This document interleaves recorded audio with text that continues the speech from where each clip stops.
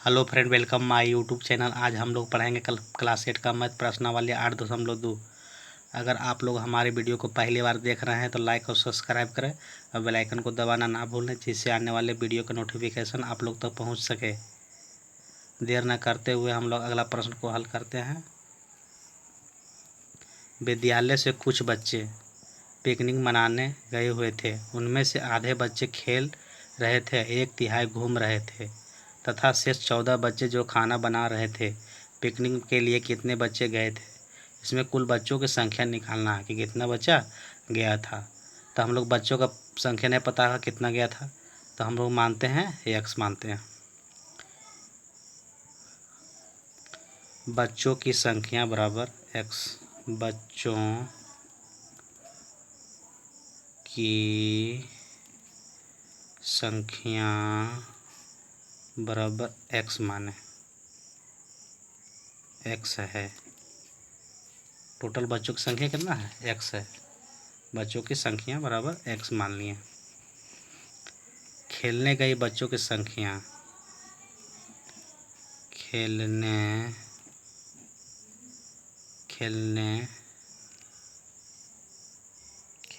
गए बच्चों की संख्या में आते, उनमें से आधे बच्चे खेल रहे थे। खेलने वाले बच्चों की संख्या, आधे बच्चे खेल रहा था तो 1/2 हो जाएगा, क्योंकि आधा है तो पूरा में से आधा भाग दिए 1/2 से। और 1/3 बच्चा घूम रहे थे, तो घूमने वाले बच्चों की संख्या, घूमने वाले बच्चों की संख्या बराबर है x/3, क्योंकि करा 1/3, आधा करा था x, तो आधा करा था तो 1/2 लिखे थे, 1/3 करा तो 1/3 लिखे हैं। तथा शेष बच्चे जो शेष 14 बच्चे जो खाना बना रहे थे, तो शेष 14 बच्चा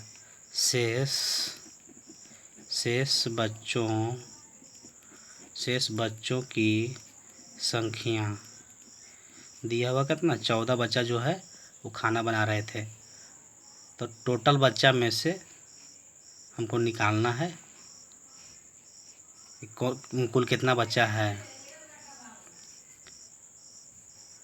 तो इसमें दिया हुआ है टोटल बच्चा है x माने हैं, उसमें से x/2 है। आधा बच्चा जो खेलने वाले बच्चों की संख्या है और घूमने वाले बच्चों की संख्या, दोनों को जब घटाएंगे और उसके बाद जो शेष बच्चा कितना बचा है? 14। और भिन्न का घटाव बनाएंगे तो 3 दूनी 6, यहाँ हो जाएगा 6x हो जाएगा। और 2 का पढ़ेंगे 6 के बार में आएगा, 3 बार में आएगा। 2 का पढ़ेंगे 6 के बार में आएगा, 3 बार में। 2 का 4 6, 3 बार में, तो 3x हो जाएगा। और 3 का पढ़ेंगे तो 6 के बार में आएगा, 3 का 3 6, 2 बार में 6 आएगा, तो 2 के गुना करेंगे x से, बराबर 14 हो गया। 14 हो गया। अब 6 में से 3x जाएगा तो बचेगा 2। 6 में से 3x जाएगा तो बचेगा 3x, और मैंने माइनस दिया हुआ 2x, बराबर 6/6 बराबर 14 दिया हुआ है। उसके बाद 3x में से 2x घटेगा तो 1x बचेगा बटा 6, इधर 14 दिया हुआ है। तो x बराबर 14 गुने 6 हो जाएगा, क्योंकि 6 भागा में है, बराबर को उधर जाकर गुना में हो जाएगा, इसलिए x बराबर 14×6 = 84। तो कुल बच्चों की संख्या, कुल बच्चों की संख्या माने थे x, तो x बराबर आया है कितना? 84। टोटल बच्चा संख्या कितना हो गया? 84 हो जाएगा आंसर। अब बनाते हैं अगला प्रश्न 9वां।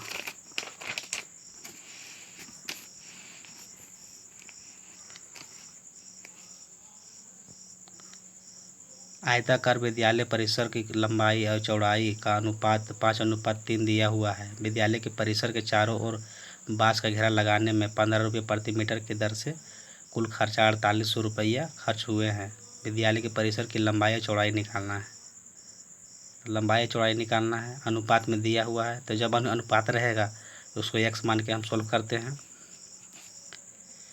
तो x मान के सोल्व करते हैं, मान लीजिए लंबाई, एक परिसर तक लंबाई चौड़ाई का अनुपात इतना है, तो लंबाई और चौड़ाई, लंबाई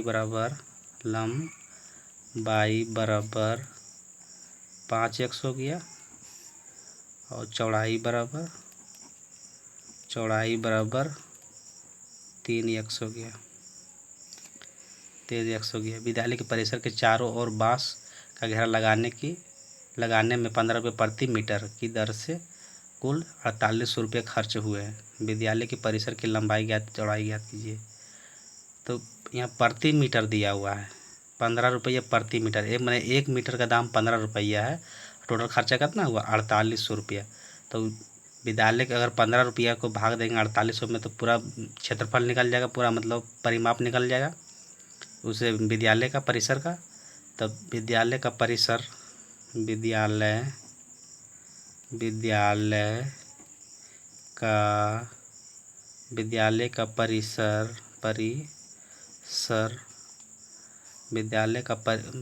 का परिसर का परिमाप, विद्यालय का परिसर का परिमाप 4800 है। 4800 के 15 रुपये से भाग देंगे तो आ जाएगा 15 तिया 45, बच गया 3, 15 दूनी 30 और एक जीरो बच गया, यहाँ जीरो, 320 आ गया, 320 आ गया। इसका आ जाएगा कितना 320 आ गया। विद्यालय का परिमाप आ गया। अब निकालना है लंबाई और चौड़ाई। तो आयत का परिमाप बराबर, इसका फार्मूला होता है आयत का परिमाप बराबर 2 इंटू L प्लस B, यानी लंबाई प्लस चौड़ाई। L है लंबाई और B है चौड़ाई। तो आयत का परिमाप दिया हुआ कितना 320 रुपया, तो 320 रुपया गुने 2 और लंबाई कितना दिया हुआ 5x और चौड़ाई है 3x। तो 320 बराबर 2 इंटू 5 और 3 कितना हुआ 8x हो गया। तो 320 बराबर 8 दूनी 16x हो गया। 16 गुना में है, बराबर के धारेगा तो भागम हो जाएगा। तो 320 बटा 16 बराबर x हो गया और 16 दूना 32 हो गया, यानी कि 20 बार में। या जीरो है, 16 दूनी 32, 2 हो गया, एक जीरो था तो जीरो लगा दिए। तो x के मान आ गया कितना 20 आ गया, x का मान 20 आ गया।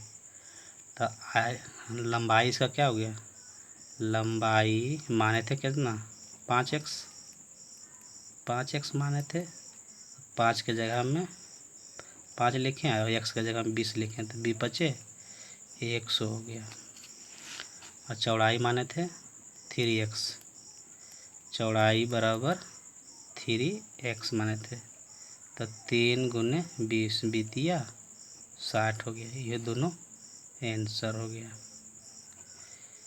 क्योंकि लंबाई 5x माने थे और चौड़ाई 3x माने थे। तो x का मान आ गया कितना 20 आ गया, x का मान आ गया 20 और वही मान बिठा दिए लंबाई में और चौड़ाई में।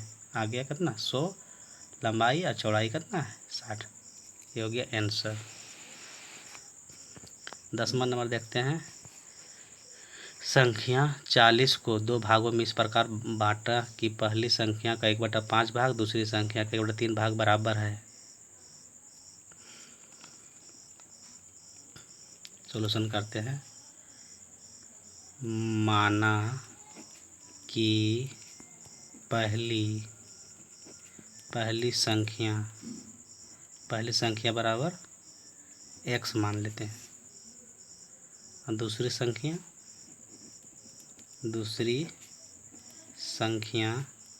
बराबर 40 में से x को घटा देंगे तो दूसरी संख्या निकल जाएगा, क्योंकि दोनों का जोड़ेंगे तो 40 से आना ही चाहिए। तो हमको कितना घटाना वो तो नहीं पता है, तो 40 में से x को हम घटा दिए। अब कह रहा है पहली संख्या का 1/5 भाग। पहली संख्या x माने थे, पहली संख्या x माने थे, तो x का 1/5 भाग बराबर दूसरी संख्या का 1/3 भाग, दूसरी संख्या का 1/3 भाग, 1/3 भाग। ये होगा x गुना हो जाएगा तो 5 में तो x गुना होगा 1 में तो x हो जाएगा, नीचे 5 है तो 5 बराबर 40 माइनस x/3।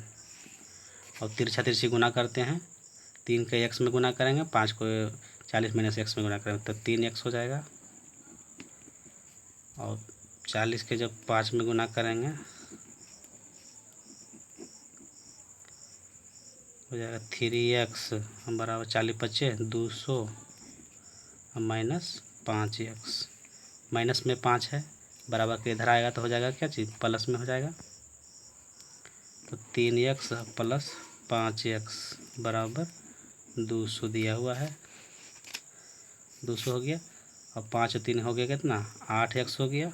और नीचे 200 के बराबर के उधर x बराबर 200/8, क्योंकि गुना में है 8 तो भागा में चलाएगा। 25 200, जब 8 से भागा देंगे 200 में तो 25 आएगा, इसका आंसर आ गया 25, आंसर हो गया 25 है। तो पहली संख्या बराबर आ गया 25, और दूसरी संख्या 40 में से x को घटाएंगे, तो x का मान दिया हुआ 25, तो 40 में से 25 को घटाएंगे तो आ गया कितना, 40 को में 25 घटाएंगे तो आ गया कितना, 15 आ गया, 15। तो पहली संख्या हो गया 25 और दूसरी संख्या 15 आ गया।